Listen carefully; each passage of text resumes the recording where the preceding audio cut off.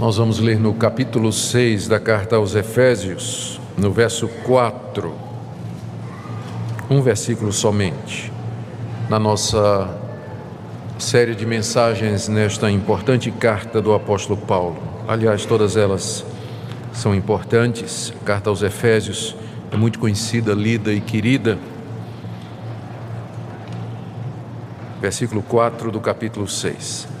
E vós, pais, não provoqueis vossos filhos a ira, mas criai-os na disciplina e na admoestação do Senhor. E vós, pais, não provoqueis vossos filhos a ira, mas criai-os na disciplina e na admoestação do Senhor.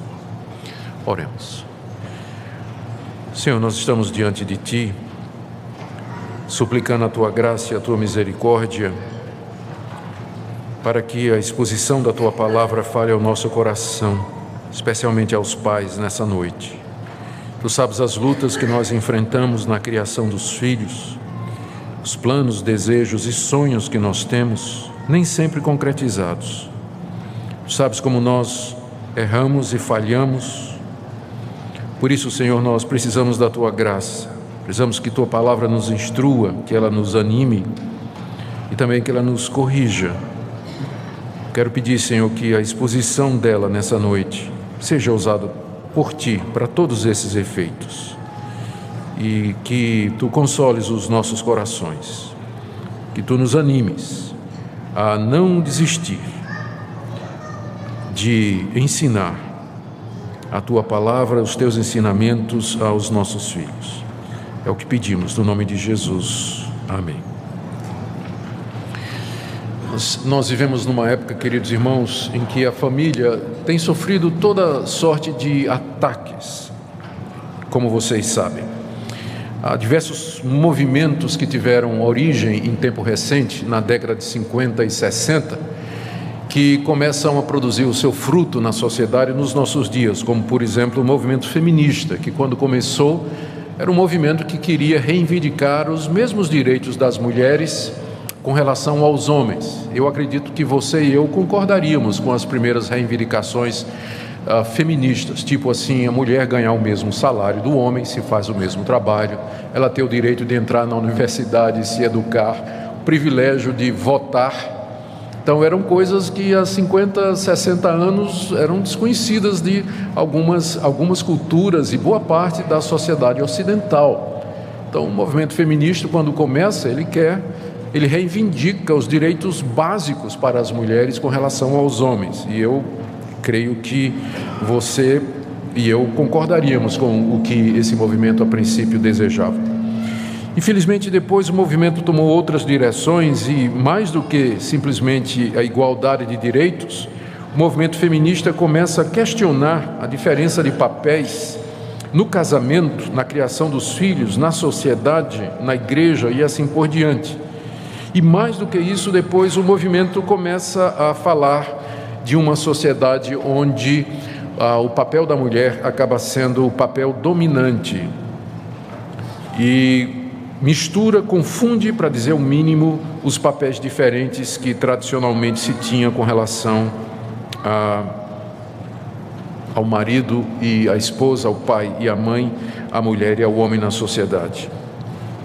Também outros movimentos mais recentes, como o movimento de lésbicas, gays, transexuais e bissexuais, fazendo um ataque direto à família e ao papel do homem e o papel da mulher, como, por exemplo, a tentativa de implantar a ideologia de gênero nas escolas, confundindo completamente aquilo que é definido por nascimento, o que é o homem e o que é a mulher.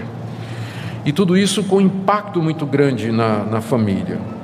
A própria dissolução do casamento como instituição na sociedade moderna e a popularidade e a popularização do viver juntos, a ideia de que sexo antes do casamento ou sem casamento é algo absolutamente normal e desejável, a ponto de que as pessoas falam disso com uma naturalidade, como se isso sempre estivesse estado presente na sociedade, quando na verdade isso é alguma coisa de anos recentes. Um dos maiores ataques que têm sido feitos à família é dirigido ao papel dos pais na criação dos filhos, com o impacto de algumas filosofias e pedagogias que tiram a autoridade dos pais na educação dos seus filhos, ou transfere para o Estado, ou para a escola, ou para lugar nenhum. A criança tem que crescer sem que alguém diga a ela o que fazer, sem que haja uma orientação direta sobre as escolhas ou o caminho certo e o errado. Isso é resultado do relativismo moral que entrou na nossa sociedade com a pós-modernidade há muitos anos atrás, que nega a existência de verdades absolutas. Por que é que o pai vai dizer ao filho o que é o certo e errado, se a verdade é relativa? O que é certo para o pai pode não ser para o filho. Aquilo que o pai acha que é correto pode ser que não seja para o filho. Então esse relativismo moral tira qualquer referência que seja absoluta. E, portanto, o impacto disso na família é muito grande. O materialismo da sociedade moderna também tem, de alguma forma, impactado o papel dos pais, porque muitos, na busca de se realizar no padrão que é colocado pela sociedade consumista e materialista, trabalham de maneira quase louca, não é? Vários empregos, alguns têm 2 empregos, 3, todos, muita gente, muitos jovens casais, muitos jovens pais, eles trabalham e estudam, e afinal os filhos acabam sendo educados ou por uma babá, ou pelos avós, ou pela televisão, não é? Ou, enfim.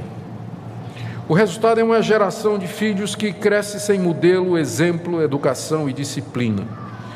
Há exceções, mas é muito comum ver filhos desobedientes e rebeldes à autoridade. E a figura do pai, ela então sofre um desgaste muito grande. Não só a figura do pai, mas a figura do homem, não? Tem sofrido um desgaste muito grande na nossa sociedade. Nos Estados Unidos há um movimento chamado Promise Keepers, que foi uma iniciativa feita há alguns anos atrás por algumas igrejas mais conservadoras, que é um movimento de homens que tem como objetivo ensinar os homens a ser homens. Porque não... Eu ouvi uma vez um deles justificar isso aí. Eu já disse aqui, igreja, mas eu acho que é apropriado dizer de novo. A razão é a seguinte: a criança nasce, vai ser cuidada por uma enfermeira, vai ser uma pediatra que vai acompanhá-la, quem vai criar é uma babá, quando entrar na escola vai ser uma professora que vai dar aula para ele, quando ele se formar, quando ele for para a universidade, vai ser uma PhD que vai dar aula para ele, orientadora dele. Se ele for para uma igreja, vai ser uma pastora, não é? Então, e esse homem vai crescer, esse menino vai crescer sem ter um modelo masculino. Qual é o homem da vida dele? O homem que vai servir de modelo e referência. O pai ausente. Não é? Então, esse Promise Keepers, esse movimento, ele nasceu e se tornou muito popular exatamente porque existe essa carência. O que é ser homem hoje? Né? Quando falo homem, não é no sentido, às vezes, que o pessoal usa aqui de macho, né? Tem até um movimento que tentou imitar lá o Promise Keepers, o machão mineiro, né? Que saiu algum tempo atrás, mas não era bem o Promise Keepers, né? Então não vamos confundir com o machismo, mas a masculinidade, assumir o papel de homem. Então surgem movimentos desse tipo. A nossa própria cultura não ajuda muito no papel do pai, não é? E há diversos dramas, roteiros dessa forma, publicados e popularizados por Hollywood, não é? Que contribuem para desgastar a imagem do pai mesmo, o papel do pai. Quem é o pai, afinal? Mas, queridos, nós não, como igreja de Jesus Cristo, como discípulos do Senhor Jesus, nós não precisamos ser como a sociedade. Nós devemos assumir aqueles papéis que a Escritura prescreve para aquele homem que deseja ser pai, que deseja criar os seus filhos no caminho do Senhor. O nosso referencial é a palavra de Deus, e a nossa pergunta sempre vai ser: o que ela nos diz sobre isso? Não é o que a cultura diz, o que a sociedade diz, o que é que Hollywood diz, mas o que é que a palavra de Deus nos diz a respeito disso. Nós estamos estudando o ensinamento do apóstolo Paulo sobre casamento, família e sociedade, aqui no final da carta aos Efésios. E nós chegamos nessa parte em que ele trata agora dos deveres dos pais com relação aos seus filhos. Depois que ele falou dos deveres dos filhos, no capítulo 6, de 1 a 3, do dever do marido, capítulo 5, de 25 a 33, e do dever das esposas, do verso 22 até o verso 24. Hoje à noite, então, eu gostaria de ver com os irmãos, ver com a igreja, o que a palavra de Deus nos ensina sobre isso. O que então nós podemos aprender desse verso 4? E vós, pais, não provoqueis vossos filhos a ira, mas criai-os na disciplina e na admoestação do Senhor. O primeiro ponto que eu queria destacar aqui é que esse mandamento é dirigido aos pais, não no sentido de pai e mãe, mas no sentido do homem. O problema é que na língua, em português, se eu quero dizer o pai e a mãe, eu uso o termo pais. E se eu quero me referir a dois homens que são pais, eu também digo pais. Só que na língua grega, ou por exemplo também em inglês, existem palavras diferentes para as duas coisas. Em inglês, se eu quero dizer pai e mãe, eu digo parents. E se eu quiser dois homens que são pais, eu digo fathers. Tem duas palavras diferentes, mas em português é a mesma palavra. Na língua grega também existe essa diferença. No capítulo 6, verso 1, que nós vimos domingo passado, Paulo usa a palavra que significa pai e mãe aqui. Filhos, obedecei a vossos pais. Aqui é pai e mãe, na língua grega.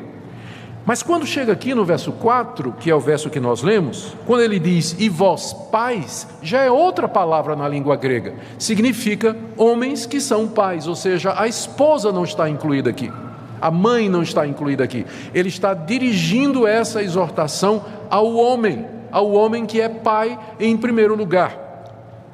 Ou seja, o que nós temos aqui é a definição clara, bíblica, de que diante de Deus o responsável pela criação da família, dos filhos, a instrução das crianças no caminho do Senhor é o homem, é o pai. E não poderia ser diferente, porque desde o começo, quando Paulo trata da questão da família, ele vem afirmando a liderança masculina. Tanto é que ele começa dizendo aqui no capítulo 5, verso 22, as esposas sejam submissas ao seu próprio marido. O marido é o cabeça da esposa e assim por diante. Ora, se Paulo deu ao homem o papel de liderança na família, é evidente que isso vai incluir a criação dos filhos. Ele é o responsável nessa área. Ou seja, há uma necessidade de nós resgatarmos isso hoje. Por causa de todos aqueles movimentos e pressões que eu mencionei no início, o papel do pai acaba sendo diluído. Há pais que são omissos, há pais que são descomprometidos, há pais que não se envolvem, estou me referindo a homens, e eles deixam a responsabilidade da criação dos filhos com a esposa / mãe. Elas é que acabam assumindo toda a criação dos filhos. Isso inclui admoestação, exortação, corrigir, ler a Bíblia com ele, orar com ele, cuidar da criança o tempo todo, enquanto que o pai parece que entende que o único papel dele é colocar a feira na mesa, na casa, a feira dentro de casa, e feito isso ele cumpriu o seu papel. Tanto é que nós, veja como isso entra na cultura, esse conceito errado, quando de vez em quando dois homens conversando, um diz para o outro, eu já criei os meus filhos. O que ele quer dizer com isso? Ele quer dizer que já pagou a última universidade do último filho, e que agora os filhos estão independentes e seguindo a sua vida. Ele já criou os filhos. Ele resume a criação a colocar pão em casa, dar educação, saúde, e uma vez que completou isso aí, que terminou, então ele acha que ele cumpriu a sua missão. Já criei meus filhos. Mas o conceito de criação na Bíblia é muito maior do que esse. Não estou negando a provisão que o pai deve trazer para casa, mas reduzir a criação de filhos a somente isso, de fato é desconhecer o que a palavra de Deus nos ensina a respeito desse assunto. E aí o que é que acontece? Por causa dessa visão, porque eu sei, a sociedade e o mercado de trabalho são muito puxados, às vezes tem empregos complicados e tudo mais, muitos pais simplesmente são omissos, eles são negligentes nessa área, e aí a esposa e a mãe acabam assumindo e carregando nas costas esse fardo, quando na verdade a responsabilidade primeira e maior deveria ser do marido, do pai. Ao dizer isso, nós não estamos aqui excluindo a mãe.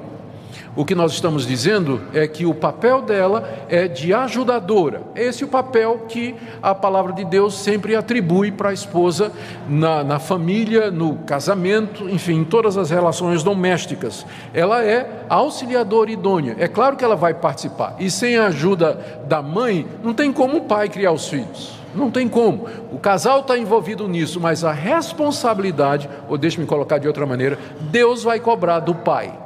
Deus vai cobrar do pai a questão da educação dos filhos. E quais são estas obrigações aqui referentes ao pai? O pai tem uma obrigação dupla, de acordo com o apóstolo Paulo. A primeira, negativa, não provocar a ira dos filhos, ou provocar os filhos de forma que eles fiquem irados. E a segunda, criá-los na disciplina e na admoestação do Senhor. Comecemos então com a primeira obrigação, que é de não provocar a ira dos filhos, ou seja, não fazer alguma coisa que deixe o filho irado, que deixe o filho irritado. É claro que isso aqui não tem que ser entendido de maneira absoluta, porque não tem jeito de você educar seu filho sem deixá-lo irritado. Não tem jeito, né? Você vai contrariá-lo, você vai dizer um não, você vai dizer coisas que ele tem que fazer, que são coisas legítimas e que ele não vai querer fazer. Então, não é, o que está sendo dito aqui, não é, nunca contrarie o seu filho, né? Nunca peça ao seu filho para fazer uma coisa que ele não quer fazer. Nunca dê uma ordem, uma orientação ao seu filho que vai deixar ele aborrecido. Não é isso que está sendo dito aqui. Porque frequentemente criar filhos significa gerenciar conflitos, do tipo assim, você vai ter que fazer isso, mas eu não quero, mas vai fazer assim mesmo. Vai fazer porque é certo, é justo, é correto e você vai ter que fazer. Mas eu odeio lavar prato, mas vai lavar do mesmo jeito. Não é? Você fica aí, pode ficar falando alto, reclamando, mas você vai lavar prato do mesmo jeito. Estou só dando um exemplo. Eu sei que vocês não pedem isso dos seus filhos. Bom, devia, tá? Devia. Bom, então, não provocar a ira dos filhos seria passar ordens ou dar exemplos ou colocar os filhos em situações que são erradas, de forma que pelo seu mau exemplo ou pela injustiça da sua ordem ou pela severidade do castigo ou pela sua omissão você provoque a ira da criança, o que seria então uma ira justa, não é? O filho, ele está justamente ou com justiça irado com o pai, porque o pai é injusto, porque o pai é violento, porque o pai é omisso, não está nem aí, porque o pai dá um mau exemplo, porque o pai é incoerente, e a criança vê isso, o filho vê estas coisas. Não pense que eles não veem, não, eles veem sim. E isso provoca uma revolta no coração da criança, que nem sempre ela diz, ela não tem como dizer, não encontra às vezes condição, caminho, jeito, oportunidade para dizer, mas aquela ira vai crescendo dentro deles, e se aquilo não é tratado, ele vai virar um adolescente com aquela raiva dentro dele, depois um jovem, e vai ser um adulto que sempre vai carregar uma mágoa, uma ira com relação ao pai, e isso é muito comum, infelizmente. Jovens que se tornam adultos e que carregam mágoa e ressentimento com relação à atitude do pai de muitos anos, não é? Não provoquem a ira dos seus filhos com essas ordens injustas, mau exemplo, já mencionei, incoerência, punições exageradas, gritaria, raiva, enfim, uma série de outras coisas. Um motivo que é dado aqui, na verdade o apóstolo Paulo dá um motivo na carta aos Colossenses, que é a carta gêmea da carta aos Filipenses. Em Colossenses capítulo 3, tratando do mesmo assunto, ele diz, no verso 21 do capítulo 3, Colossenses 3, 21, Pais, não irriteis os vossos filhos, para que não fiquem desanimados.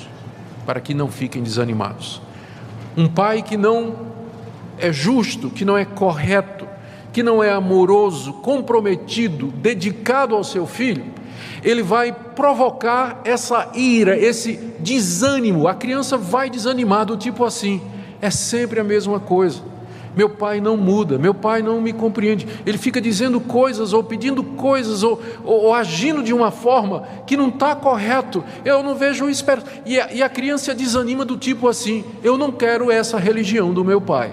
Eu não quero ser como meu pai é. Eu não quero seguir no caminho do meu pai. Ele desanima daquilo. Se o pai, então, passa o tempo todo provocando o filho dessa forma. Em contraste a isso, a palavra de Deus nos diz aqui que ele deve criar os filhos. Nota aí o mas, não é? Não provoqueis vossos filhos a ira, mas criai-os na disciplina e na admoestação do Senhor. A palavra criar aqui, ela significa treinar. É mais do que dar pão, educação e saúde, mas é treinar o filho, é educar o filho, é instruir e orientar o seu filho. Mais do que dar comida, escola, roupa, casa e transporte. Criar os filhos é ensiná-los no caminho de Deus. E o modo como ele faz isso está aqui: criai-os na disciplina e na admoestação do Senhor. Essa criação, ela consiste, nós já vimos aqui, em treinar o filho para que ele cresça como um homem maduro, um homem equilibrado, um homem justo, um homem bom e, acima de tudo, um homem que teme a Deus, ou uma mulher que teme a Deus, uma pessoa que teme a Deus. Olha a responsabilidade do pai: criar o filho, treinar o filho, educar de tal maneira que ele um dia venha a ser um homem e uma mulher de bem, temente a Deus, que anda nos caminhos de Deus, que faz o bem, que contribui para a sociedade. Essa é a missão do pai.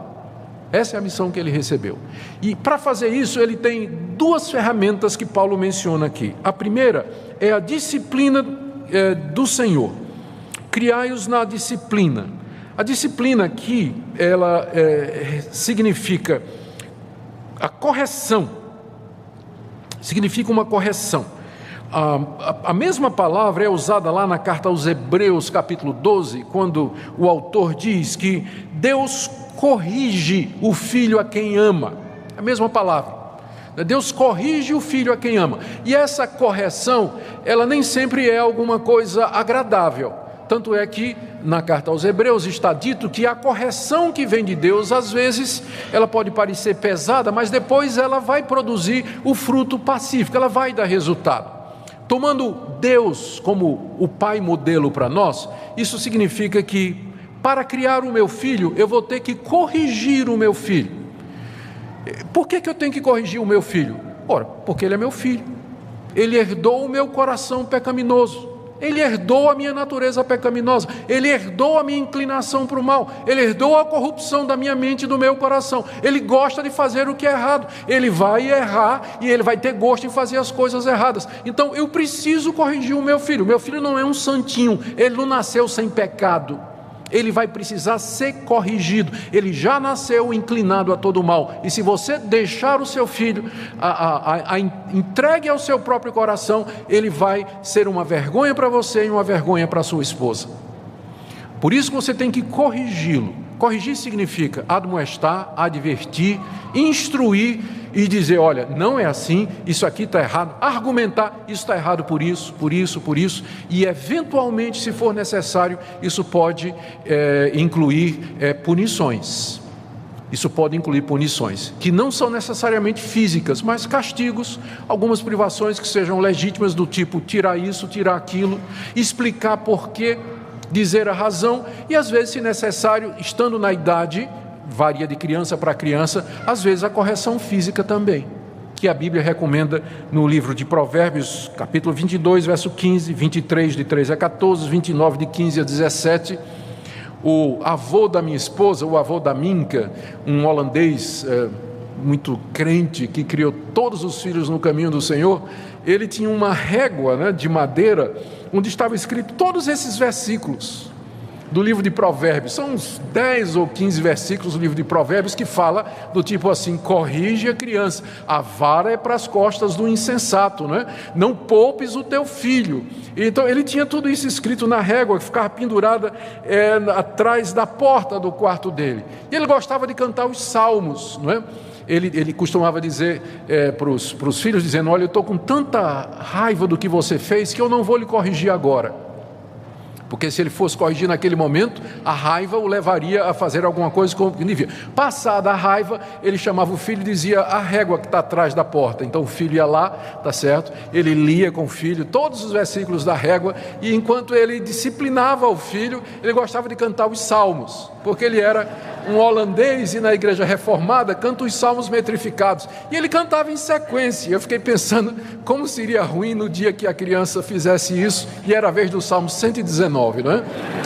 Que coisa não ia ser, que coisa não ia ser. A palavra de Deus está cheia de versículos que nos dizem que a correção feita com amor e com sabedoria, ela vai tirar a malícia do coração da criança. É o ensino da palavra de Deus para nós, e isso está incluído aqui em criar os filhos na disciplina do Senhor.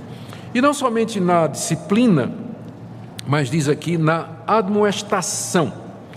Essa palavra na língua original é uma palavra interessante. Ela significa colocar a mente em pé, literalmente, pôr a mente da pessoa em pé. Pressupõe que a pessoa está desorientada, ela está sem rumo, ou então ela está seguindo no caminho errado. Então você vai lá, argumenta com aquela pessoa e coloca a mente dela no caminho correto.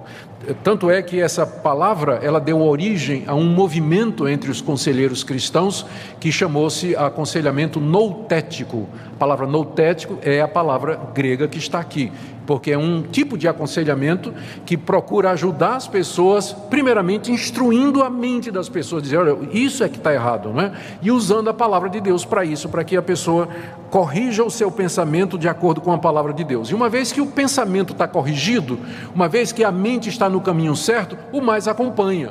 As emoções, os sentimentos, a decisão, a vontade, a consciência, tudo segue a mente, uma vez que ela está no caminho certo. Então, o que Paulo está dizendo aqui para o pai é que na criação do filho, ele tem que admoestar, quer dizer, aconselhar, exortar, mas corrigir, instruir, mas com o objetivo de colocar o pensamento do filho no caminho correto.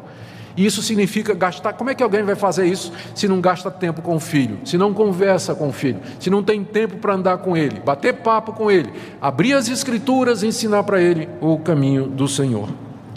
É isso que é dito aqui como nosso dever. Queridos irmãos, eu quero agora passar para o final e já trazendo algumas aplicações para nós. Tem tantas que eu tenho certeza que nós não vamos esgotar isso aqui. E eu quero dizer que eu falo para vocês primeiro quero me dirigir aos pais, e eu falo para vocês como um pai também, que sabe o que é tentar e errar. Então a minha primeira palavra é para os pais que estão tentando criar os filhos, ou pensam que já encerraram a tarefa no caminho do Senhor. Eu creio que a primeira coisa que nós, homens que temos filhos, temos que fazer diante de um texto como esse, é pedir perdão a Deus pelos nossos erros como pais. Meus irmãos, todos nós erramos como pais. Nós não fazemos o que a Bíblia diz. Nós somos omissos, nós às vezes exageramos na disciplina, somos injustos, não tiramos tempo para conversar com os nossos filhos, não corrigimos os nossos filhos, não os admoestamos, não colocamos a mente deles no caminho correto, porque nós não gastamos tempo com os nossos filhos. E mesmo quando a gente tenta fazer todas estas coisas, você vai lembrar às vezes que você explodiu na frente deles, você vai lembrar às vezes que você brigou com sua esposa na frente deles, que você passou uma ordem para eles e depois você mesmo fez o contrário daquilo que você disse, tipo assim: olha, você sabe que é errado mentir, e ele pegou você mentindo, não é? Em casa. Então nós vamos começar pedindo perdão a Deus por todas as vezes que nós pecamos diante do Senhor como pais, diante da nossa responsabilidade. Segunda coisa, nós temos que orar bastante, porque mesmo que você faça o trabalho de casa, mesmo que você consiga ser um pai que se aproxima do padrão bíblico, isso não é garantia de que seu filho vai ser um homem que vai andar nos caminhos de Deus. Porque você pode instruir o seu filho da forma mais próxima do que está aqui, mas a conversão do coração dele é obra de Deus. Por isso você tem que orar muito, e gastar tempo em oração pelos seus filhos, não somente pedindo que Deus lhe dê condição de sustentá-los, especialmente diante das perspectivas difíceis que nós temos esse ano no país. Eu sei que o pai de família, ele fica ansioso e preocupado, porque ele tem escola para pagar, ele tem comida para trazer para dentro de casa, tem saúde que ele tem que providenciar para a sua família, e o coração de um pai de família se aflige, se aperta diante da situação que nós temos aqui prevista para o nosso país. Mas nós temos de crer na providência de Deus. Como pai de família, você tem que deixar a sua família na mão de Deus, confiar em Deus, de que Ele não vai deixar faltar o pão de cada dia. Orar pela providência de Deus e também para que Ele mude o coração do seu filho, para que Ele toque no coração do seu filho. Em terceiro lugar, creia no que a palavra de Deus diz com relação à educação dos seus filhos. Às vezes nós olhamos assim e dizemos, há situações em que a gente prefere seguir o nosso instinto ou a nossa natureza humana num conflito em casa. Mas como cristãos nós temos que acreditar que o que está dito aqui, crie o seu filho na disciplina do Senhor, essa é a coisa certa para fazer. Então é quase que uma atitude de fé, você obedecer a Deus e criar sua família, criar os seus filhos de acordo com os padrões da palavra de Deus. Eu digo que é uma atitude de fé porque você provavelmente vai ser uma minoria quando você pensa nas famílias do seu prédio, quando você pensa nos seus amigos de trabalho, a maneira como eles criam os seus filhos, eles vão olhar para você como um ET, não é? Você é um cara completamente estranho que ainda acredita em exercer autoridade, educar os filhos e corrigi-los quando for necessário. Então você precisa crer na palavra de Deus e dizer, eu vou viver por ela e eu vou educar os meus filhos. Em quarto lugar, não deixe essa responsabilidade para com sua esposa. E aqui eu queria fazer um apelo aos homens, aos maridos, de que não deixem esse fardo sobre as costas da sua esposa, da mãe dos seus filhos, porque ela precisa da liderança, da orientação, especialmente do apoio que você como pai e como marido e como homem tem que oferecer. Talvez seja o momento de você sentar com sua esposa e vocês juntos repensarem a forma como tem conduzido a família. E você assumir o seu papel de responsável pela criação dos seus filhos. E a última palavra que eu daria aqui para os homens, e eu já toquei um pouco nisso, mas eu vou repetir, esteja consciente que mesmo que se você educar os seus filhos na palavra, ainda assim, você pode ter a tristeza de ver um filho que não anda nos caminhos de Deus. Você tem que lembrar, isso acontece porque nós temos que lembrar que quem converte é o Espírito Santo de Deus. Isso acontece para lembrar os pais, os homens, de que eles dependem de Deus e da necessidade que existe de você estar aos pés do nosso Senhor Jesus Cristo, constantemente orando pelos seus filhos. Talvez agora que seus filhos sejam pequenos e que é fácil trazê-los para a igreja, é fácil trazê-los para a escola dominical, é fácil reunir todo mundo ao redor da mesa, abrir a Bíblia, ler um texto depois da refeição, orar juntos, cantar um corinho, colocar seu filho na cama, orar com ele, ler uma historinha bíblica para ele. Talvez você pense assim, ele vai ser assim a vida toda. Talvez não vá. Talvez não vá. Por isso você tem que orar, ficar na presença de Deus, suplicar a Deus e pedir sempre a Ele a graça para que você cumpra o seu papel. Agora, por incrível que pareça, eu tenho também uma palavra aqui para as mães, não é? Embora o texto não fale delas, mas o que é que eu vou dizer para a mãe e para a esposa agora? Só isso, que se você não deixar, o seu marido não vai fazer o papel dele. Se você não deixar, ele não vai fazer. Há mães super protetoras, há mães que ocupam todo o espaço, há mães que acabam assumindo toda essa área e, na verdade, o pai fica meio que sem saber o que fazer, porque já está tudo resolvido quando chega em casa, já está tudo resolvido, não é? Então, talvez seja uma palavra boa aqui para as mães. Eu sei que é o oposto, né? De mães que vão enfrentar o problema de pais completamente omissos, mas às vezes acontece que a omissão ou desinteresse do pai é falta de ele encontrar espaço. O fato de que o homem é definido como líder na Bíblia, não quer dizer que ele sempre assume esse papel de liderança instintivamente e facilmente. Tem homens que são meio passivos, não é? E se a esposa não compreende isso, ela vai acabar tomando o espaço e não vai deixar lugar para ele exercer o governo e a disciplina na vida da criança. Então você precisa ter muita sabedoria, minha irmã, diante de Deus, para ver o seu papel também nisso aí, juntamente com o seu marido, na forma da criação dos seus filhos, lembrando que a responsabilidade primeira é dele. E a minha última palavra nessa noite é para você, jovem, rapaz e moça, que quer casar. Eu espero que isso aqui não desanimou você, não é? Aliás, eu devia dizer, para aqueles que querem casar e ter uma família. Eu já vi muita gente dizendo assim, eu não quero casar não, porque olha, criar filho, e de fato, criar filho é difícil. Dá para ver, não é? É uma responsabilidade muito grande, mas também é uma alegria muito grande, é um privilégio muito grande, é uma alegria doída, não é? Ou uma dor alegre, se quiser colocar de outra maneira, mas não tem prazer ou alegria maior, como o apóstolo João diz, embora ele se referisse aos seus filhos na fé, mas ele diz, eu não tenho alegria maior do que ver os meus filhos andando na verdade e no caminho de Deus. Criar filhos e vê-los crescer, constituir suas próprias famílias e ter os netos, enfim, são privilégios muito grandes que Deus nos dá. Diante dessa responsabilidade, jovem, e eu me refiro a rapazes e moças, pense bem com quem você vai casar.